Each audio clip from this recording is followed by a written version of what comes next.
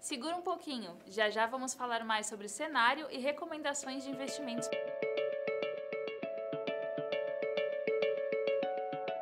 A Denise está perguntando aqui para a Mirella, qual a perspectiva para a economia nos Estados Unidos e impactos para o Brasil? Ok.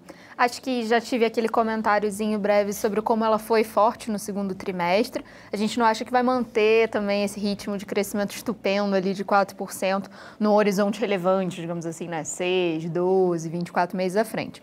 A gente entende, sim, que o ritmo de crescimento deva moderar nos próximos trimestres. Ainda assim, é uma história de uma economia norte-americana, de uma maneira geral, a nosso ver, crescendo bem acima do seu potencial. E por que isso é importante? Porque a partir do momento em que uma economia começa a crescer muito acima daquilo que é natural para ela, né, que faz sentido, haja vista a sua demografia, suas características de produtividade, por aí vai, a gente começa a se preocupar com os juros.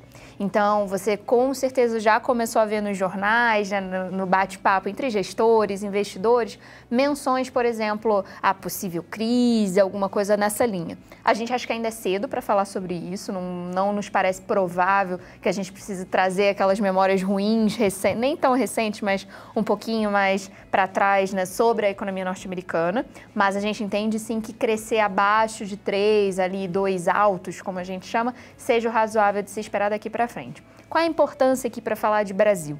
Se a gente fosse uma economia super aberta, ou seja, se a torrente de comércio, a nossa balança comercial fosse uma grande força por trás do PIB brasileiro, isso seria bom. A gente falaria de uns Estados Unidos que cresce muito, poxa, o Brasil vai exportar pra caramba e tá tudo lindo.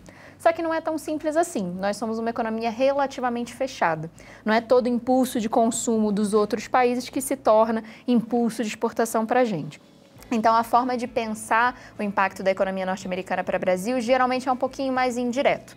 A gente vai falar, por exemplo, sobre demanda por commodities externas, que é algo que nós brasileiros temos a dar e vender para o mundo de uma forma geral. Então, pressiona os preços lá fora, isso ajuda a renda local de alguns produtores. Ou a gente vai falar, por exemplo, sobre como esse momento bom de confiança nos Estados Unidos afeta a confiança no mundo de uma maneira geral, ajudando o pano de fundo e tornando esse pano de fundo um pouquinho melhor para a gente. Mas é tudo muito indireto por a gente ter essa questão de ser uma economia tão fechada. Se a gente começar a falar sobre um cenário menos benigno, um pouquinho mais complicado, vai sim bater na gente, nem que seja via condições financeiras. Somos fechados em comércio, mas não em termos de investimento, fluxo de recursos. Nisso, a economia brasileira é muito integrada. Se continuar esse momento bom, condições financeiras relativamente tranquilas, mas mudando, né? Começando a subir juros e por aí vai. E uma questão de comércio que a gente se beneficia um pouco, mas não tanto quanto seria desejável. Agora, só complementando, acho que dentro da nossa visão para a recomendação de investimentos, acho que está implícita lá a visão de que ela continua muito forte, isso. Muito bem, né? E acima tanto é que de 2. Isso, e aí esse é um dos motivos pelos quais ele está super bem colocado na nossa ordem de preferência, Exato. né?